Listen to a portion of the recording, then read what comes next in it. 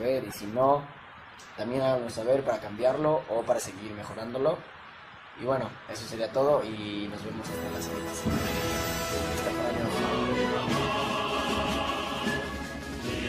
Hola, me presento. Yo soy, pues como nos llevamos aquí en el canal, Estudiambre. Ya vieron hace rato la presentación. El blog del foráneo. Foráneos, ya estamos de vuelta. Habíamos tenido una semana unas semanas más bien algo atareadas, por eso no se subió video, ni yo, ni el Estudiambre. Pero ya podemos volver, así que bueno, hoy viene la segunda parte de cómo preparar tu examen de admisión a la universidad, ¿no? Entonces bueno, ya hablamos del tiempo y hablamos de la organización que se debe tener más o menos para preparar tu examen de la universidad, y ahora pues vamos a hablar más acerca de ya en sí cómo estudiar para ese examen, ¿no? Entonces bueno, en el primer video les dije que la guía debería ser su base para estudiar un examen de admisión a la universidad, y eso es muy cierto porque bueno, la guía contiene todo el contenido que puede venir en el examen. Te recomiendo primero checar la guía antes de cualquier otra cosa, para que te evites estudiar cosas que ni siquiera es posible que vengan. Sí, entonces lo primero que debes hacer es revisar la guía, ya sea pues del CONAMAT, depende del examen, pero del CONAMAT, del no sé qué, del Pistol y bla bla bla. Hay muchas guías. Y bueno, entonces tu guía es tu base, es tu cimiento, es de donde te vas a basar, de donde van a salir pues va a salir como las ramificaciones de cómo se puede estudiar, ¿no? Entonces, tienes que tener muy presente las materias que van a venir en ese examen. Como ya te dije, pues es importante, obviamente, que conozcas bien en qué eres bueno y en qué no, para que, bueno, puedas trabajar mejor en lo que eres bueno y obviamente, pues intentar aprender y realizar lo mejor que puedas para pues retener los contenidos en lo que según tú no eres bueno. Y bueno, entonces bueno, una vez que ya hayas hecho tu calendario, tu organigrama, empieza a estudiar.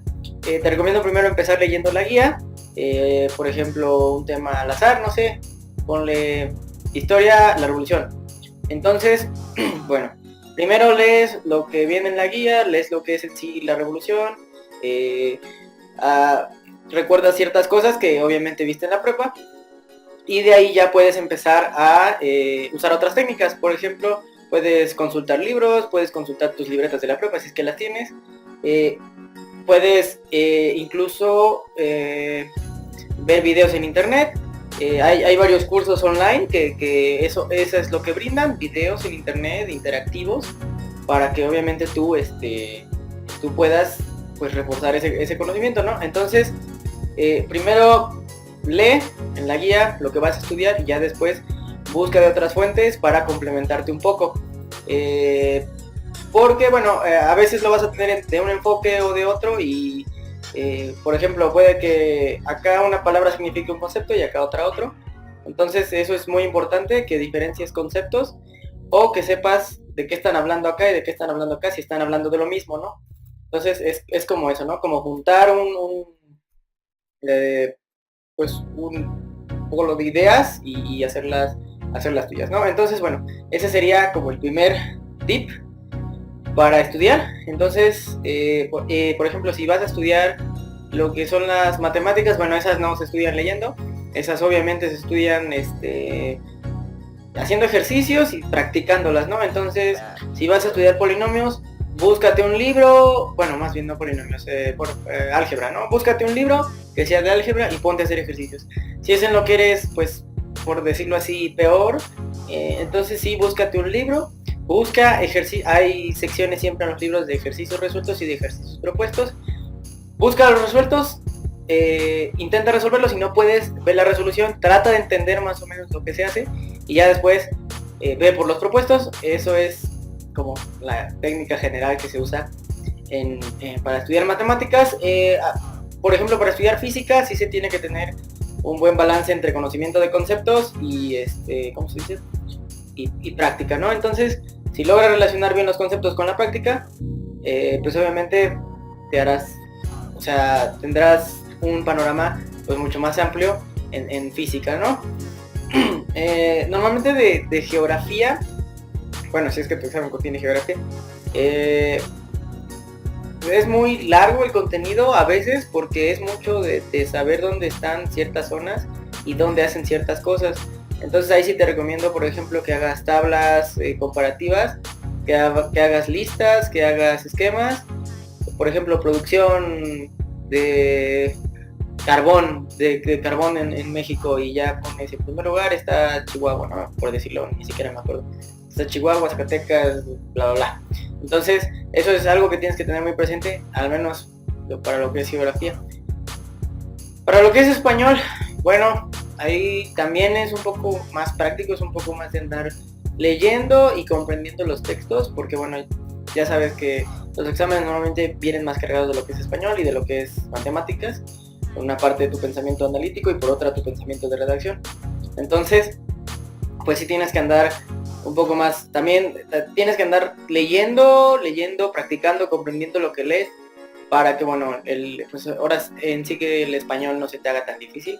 Y bueno, hay otras materias que tienen mucha opción para estudiar. Por ejemplo, algunas técnicas que se pueden usar son el uso de esquemas. El uso de esquemas, bueno, para la gente que es más visual, obviamente les sirve para tener la imagen aquí en la mente y obviamente si se acuerdan del título, pues se van a acordar de los subtítulos, y si se acuerdan de eso, se van a acordar del contenido. Normalmente los esquemas incluyen solo palabras clave, y esto pues para que sea más fácil recordarlas, para que no tengas que recordar un montón de información. Entonces, si tú lees la guía, si tú lees el libro y si tú ves los videos, obviamente puedes hacer un esquema al final, recopilando los conceptos más importantes, porque ya vas a tener 3 fuentes distintas. Entonces, los esquemas son un método pues muy bueno para gente que es visual. Para gente que es más como pues que hay otra forma que es visual, auditiva, pues obviamente podrían servir los videos, o bueno, ahí también entraría la opción de los cursos presenciales, que bueno, si valen la pena o no, eso depende de ti. Si vas a asistir y si vas a comprometerte con el curso, obviamente pues, sí vale la pena el gasto, porque bueno, si no te acuerdas muy bien de los conceptos, ellos te los pueden explicar de una manera que tal vez la entiendas, y que pues obviamente un libro no te va a responder tus dudas, ¿verdad? Te las vas a tener que responder tú solo. Entonces ellos te podrían ayudar con esas dudas que te surjan al momento de estar estudiando. Entonces bueno, un curso es para eso más bien, o sea, si te vas a comprometer, si vas a ir y si vas a poner atención y si vas a hacer lo que ellos te pidan, obviamente es una buena opción el ir a un curso, porque pues ellos te ponen en la mesa todo lo que va a venir, todo lo que tienes que estudiar, y si tienes dudas pues te las van a explicar sin problemas.